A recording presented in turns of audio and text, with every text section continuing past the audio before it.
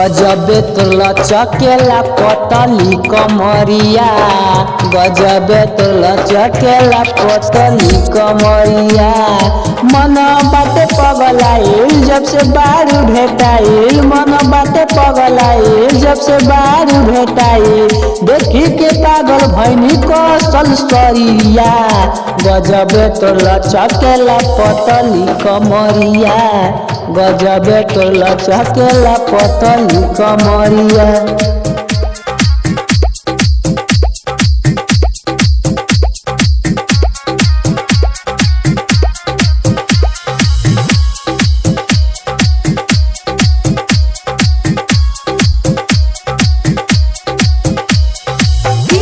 आलूलिया के लागल बहिन जैसन, हेते सुंदर गलिया पातिल कैसन।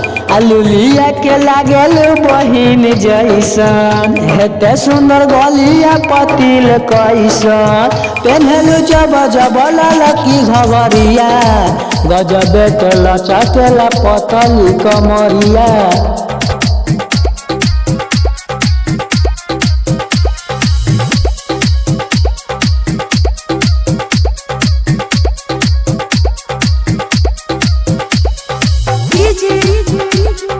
राजा पढ़रिया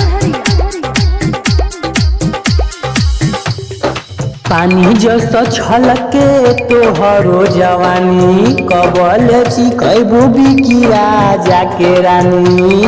पानी जैसा छलकेला तोहरो जवानी, कबल चिकैबू बिकिया जाके रानी।